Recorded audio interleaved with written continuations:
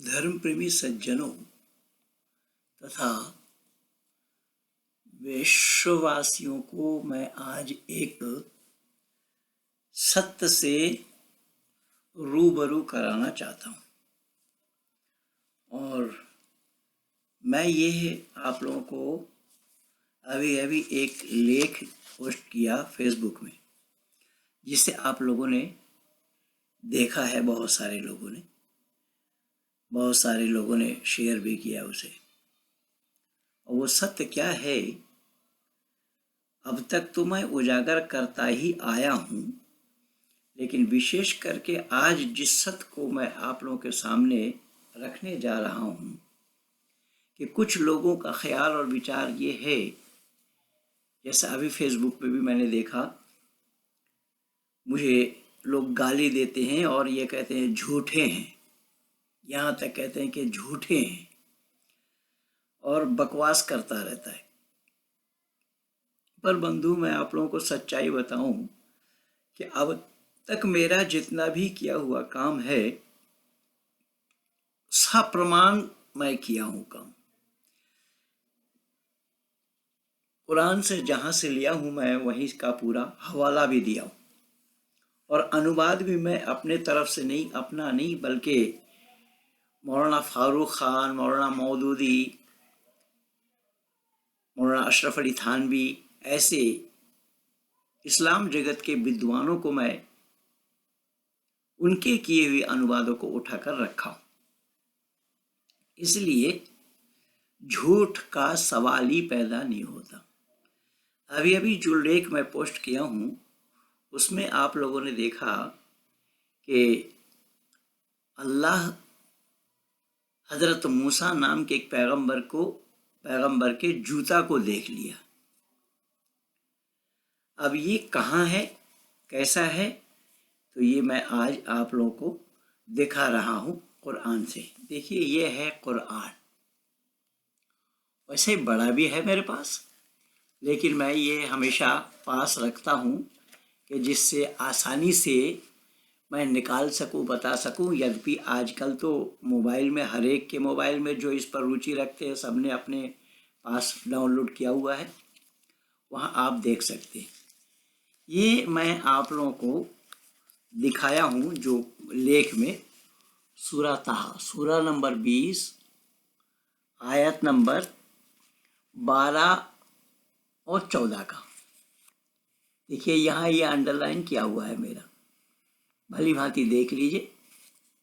और अगला पेज में ये है 12 शुरू हुआ है,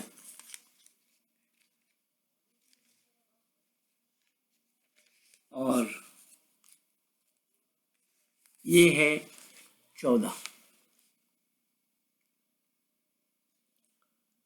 अंडरलाइन देख रहे होंगे आप।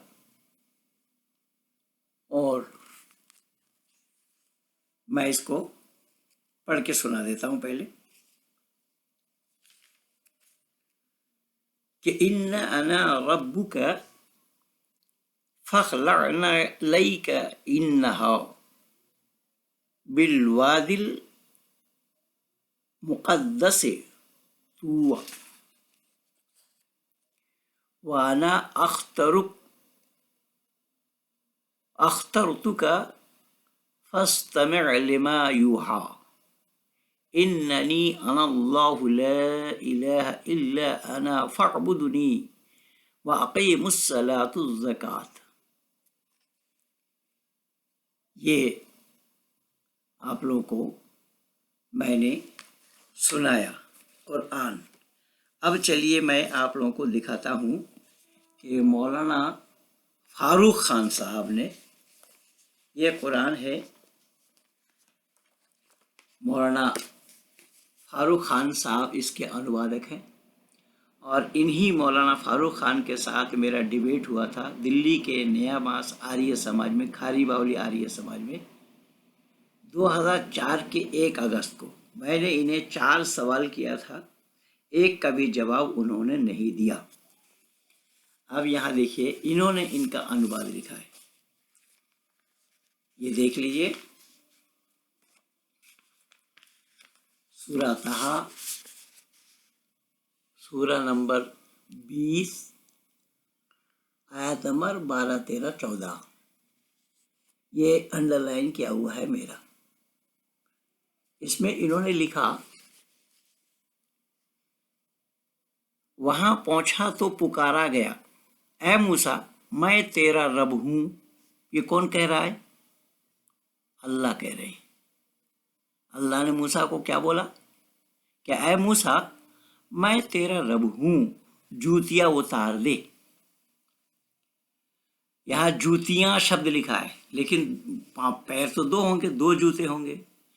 जूते उतार दे अगर कहते तो भी बात थी। यहाँ जूतियां, मतलब मालूम कितने जूते पहने थे बेचारे मूसा। जूतियां उतार दे, तू पवित्र घाटी तूबा में है, यानी पवित्र जगह में है, और मैंने तुझको चुन लिया है। सुन, जो कुछ भी प्रकाशना यानी दिखाने की बातें हैं या दिखाई जाती है, मैं ही अल्लाह हूं। सुनिए ध्यान से। मूसा के जूता को किसने देखा? यहाँ आयत नंबर 14 में साफ शब्दों में मौलाना फारूक खान ये साहब ये लिख रहे हैं, मैं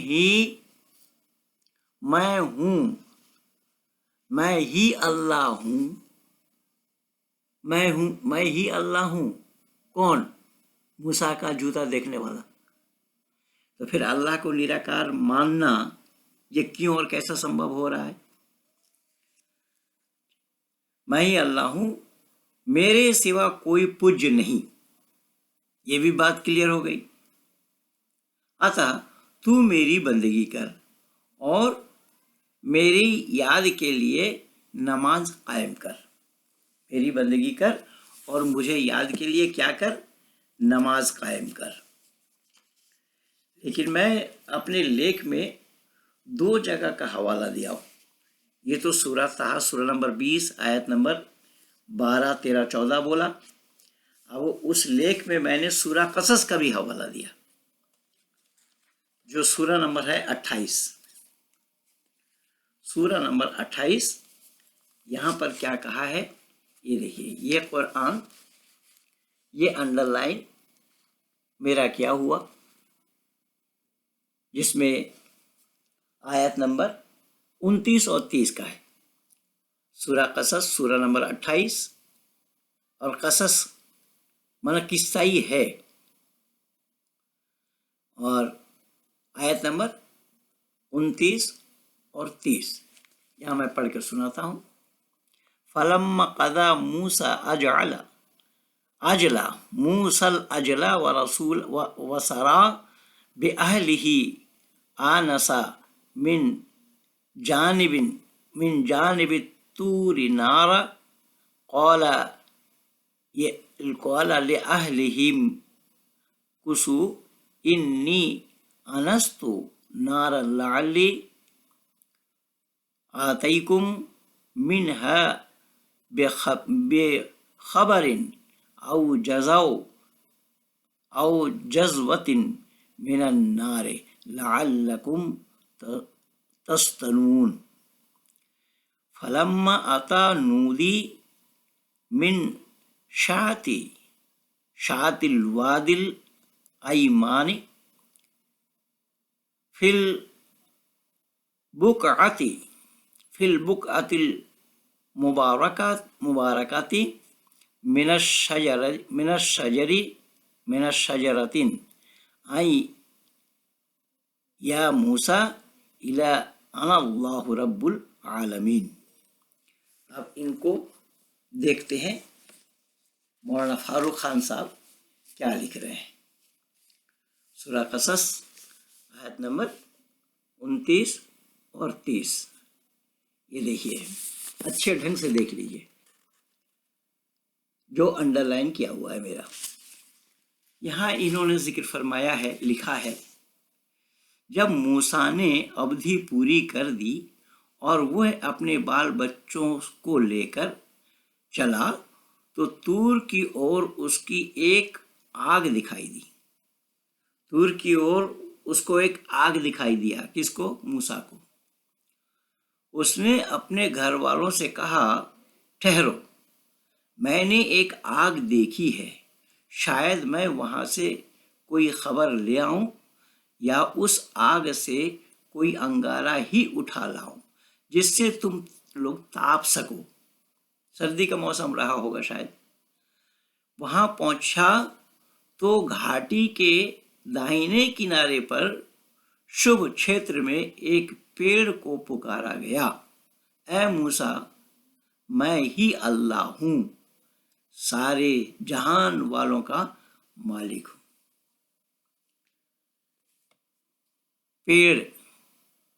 पेड़ से पूछा, पेड़ देखा, पेड़ से पुकारा गया। अब पेड़ अल्लाह है या पेड़ के अंदर अल्लाह है या पेड़ के आड़ में अल्लाह छुपा है, ये मैं नहीं जान रहा हूँ। इन कुरान वालों से पूछिए कि ऐ मूसा, मैं ही अल्लाह हूँ, सारे जहान का मैं मालिक हूँ। बंधु, अब इससे क्या ये पता नहीं लग पा रहा है कि अल्लाह मुजस्सिम है, शरीरधारी है, महदूद एक शख्स है।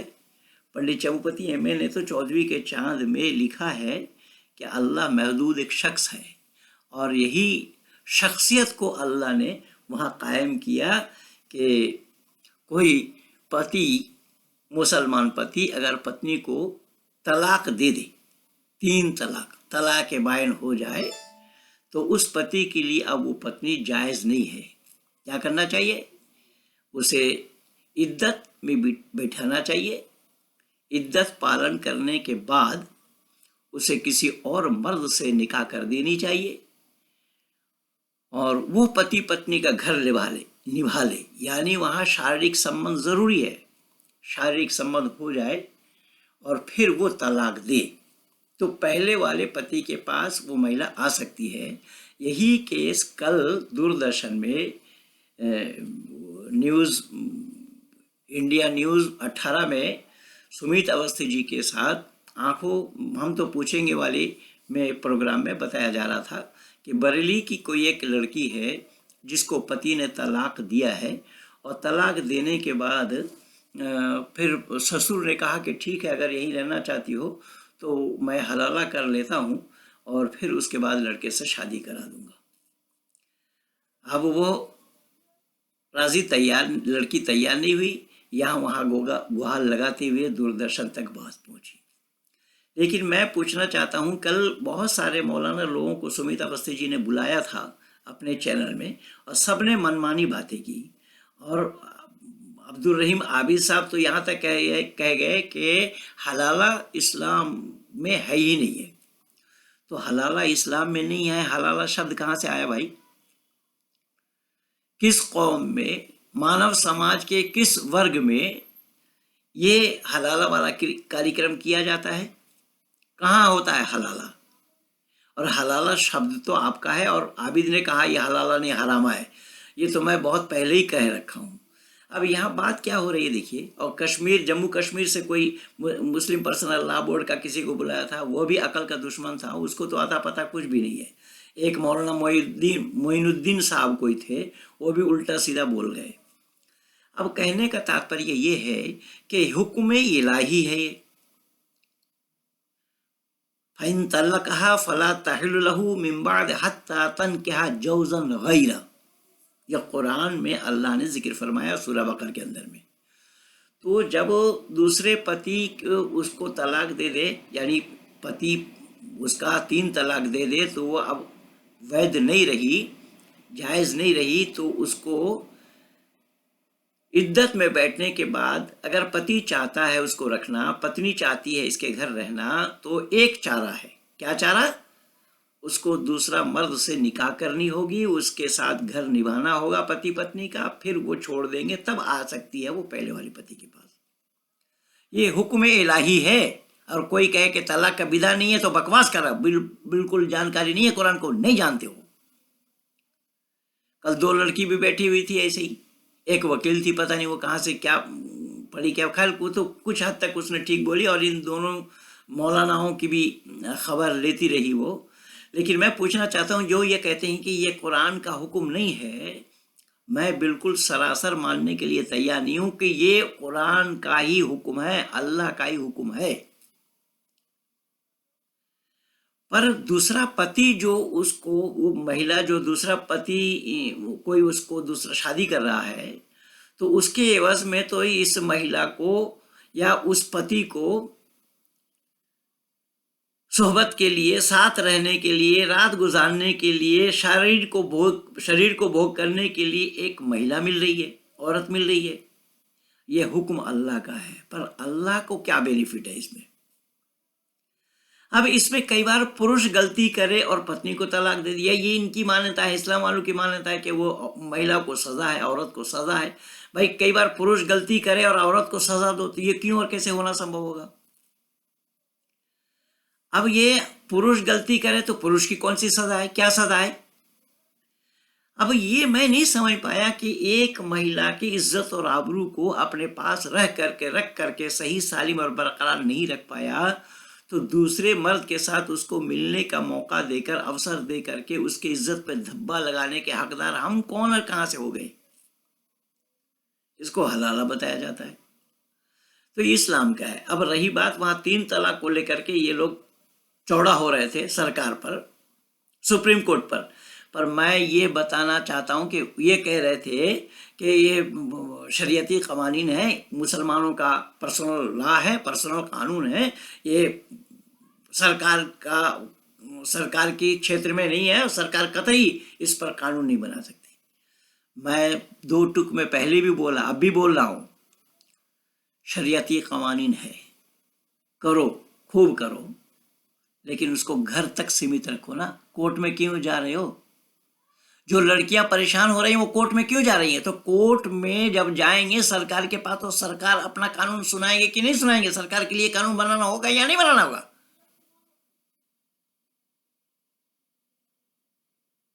इसलिए बल्कि मैं मुस्लिम महिलाओं से ये कहा कि ऐसे इस्लाम को अलविदा कह देना चाहिए, ऐसा मैंने किया कि इन बेतुकी, बेशर्मी, इन सबको महिलाएं क्यों झेले? और सरकार का पक्ष तो केवल इतना है, ये है कि महिलाएं परेशान हो करके जब सरकार के पास जाती हैं तो सरकार उनकी परेशानी को देख करके ही कानून के दायरे में उनको लाना चाहते हैं। अब वो जो वकील लड़की बैठी थी वो बोल रही थी कि 4 विवाह पर भी, दोनों लड़की बोली, दोनों नहीं बोली, कि 4 शादी पर भी प्रतिबंध लगना चाहिए। वाकई में ये बिल्कुल सही बात है। और मैं पूछना चाहता हूँ, मैं बोलना चाहता हूँ कि जो शरीयती कवानीन मानना चाहते हैं वो जाएं जिस देश में शरीयती कवानीन है उसी देश में। भारत में शरीयती कवानीन नहीं है, तो भारत में शरीयती कवानीन जब नहीं है, शरीयती कानून जब नहीं है, ये तो लोकसभा में MJ अकबर साहब ने भी बहुत अच्छा सुनाया था उस समय। उस दिन भी मैं वीडियो तैयार करके दिया था आप लोगों को। शरह के मानी है लंबी सड़क, और वो संपूर्ण कुरान में एक जगह ही आया है, एक बारी आया है जो मैं उस दिन बोला था। लेकिन मैं यहाँ कुछ कह रहा हूँ कि सरकार के पास आप जाओ मत, अपने बहू से शादी करो, बेटी से करो, जिसको मन में चाहे उससे शादी करो, हलाला करो चाहे हरामा करो, अपने घर रखो, किसी और के घर भेजो, लेकिन सरकार के पास जाने से सरकार तो अपने हिसाब से ही कानून सुनाएगी ना भाई। ये तो बिल्कुल सीधी सी बात है। तो फिर इसलिए इसमें इस्लाम वालों का विरोध क्यों है? छोड़ दो फिर भारत, जहां इस्लामी कानून है वहां जाओ, अपना कानून मानो, मनाओ। कौन मना कर रहा है? भारत में रहकर भारतीय के हिसाब से, भारतीय कानून व्यवस्था के हिसाब से ही तो रहना पड़ेगा। अब रहोगे भारत में, कल वो वसीम बाकर जो असदुद्दीन ओवैसी का है, असदुद्दीन ओवैसी के पार्टी का है वो वसीम बाकर, जबकि वो सपा में था पहले। ये दल बदलू है सब, सपा में या बसपा में कहीं रहा होगा। तो ये लखनऊ का है और वो बोल रहा था कि रहे भारत में और कानून अरब का माने। अरे तुम्हारा कौन सा नियम भारत का है बाकर, बताओ। अब पूछो अपने आका असदुद्दीन से। रहते हो भारत में, पर भारतीयता कहाँ है तुम्हारे पास? भारत के कौन सा कानून को माना है तुमने? भारत के अंदर में रहकर या भारत में रहकर तुम्हारा त्योहार भारतीय है या अरबियन है? जब अरब के तरफ तुम टकटकी लगाकर बैठे रहते हो चांद देखने के लिए, अरब से ही चांद देखा जाता है, अरब से ही फतवा जारी होता है तुम्हारा, तुम रहते हो भारत में और कानून मानते हो अरब का। तो अपने गिरेबान को झांको तो मियां बाकर, और अपने आका असदुद्दीन ओवैसी को भी बोलो। तो अपने गिरेबान को तो झांकने के लिए तैयार ही नहीं है, और खामा खा बकवास किए जा रहे हैं, खामा खा बोले जा रहे हैं। इसलिए मुसलमानों को ये देश का टुकड़ा बना करके उन्हें रहने के लिए दिया गया था, दिया गया है। पाकिस्तान किसके नाम से बनाया गया? मुसलमानों के नाम से बनाया गया है, या हमारे हिंदू रहने के लिए बनाया गया था हिंदुओं का? अब हिंदुओं का रहना क्या था? वहां जो लोग थे उनको तो मार करके भगाया, कुछ कत्ल कर दिया, कुछ किया, कि कैसे कैसे क्या क्या हुआ है। वो तो ट्रेन के डिब्बे में पूरे गाड़ी मार करके भेज रहे थे, उसे उधर से कत्ल करके सरदार पटेल ने थोड़ी शक्ति दिखाई तो वो बंद हुआ। क्या नरसंहार नहीं हुआ? पढ़ो इतिहास को, तब पता लगेगा। पर मियां बाकर साहब, ये वसीम बाकर जो कह रहे हैं कि रहते भारत में और कानून अरब का माने, तो तुम्हारा कौन सा नियम कानून तुम चलते हो? तुम्हारा नाम ही तो अरबियन है। वसीम बाकर क्या है? कहाँ का है? भारतीय का है? भारत का है? जब तुम्हारा नाम ही अरबियन है, अरब नाम से जाने जाते हो तुम, अरबियन नाम से जाने जाते हो, सारा ईद त्योहार जितना जो कुछ भी है 12 महीना तुम्हारा उसी अरब का है, और केवल इतवार दिन भी तुम्हारा उसी अरब के अनुसार है। इतवार, पीर, मंगल, बुध, जुमेरात, जुमा, शनिचर, ये सब वही परंपरा है। पर तुम बृहस्पतिवार को, गुरुवार को जुमेरात कहते हो। तुम्हारा दिन ही गायब है। पूछा जा रहा है आज कौन सा दिन है, तुम कह रहे हो जुमेरात है। अरे जुमेरात की मानी जुमा वाली रात, पर मैं पूछ रहा हूं दिन बताओ, दिन का नाम क्या है? जुमा वाली रात बता रहे हैं, रात तो पूछा नहीं। तो ये अपने गिरेबान को झांकना है। असदुद्दीन ओवैसी अपने गिरेबान को झांके और फिर भारत में रहना चाहते हैं तो भारतीयता को अपनाए। ये तो बिल्कुल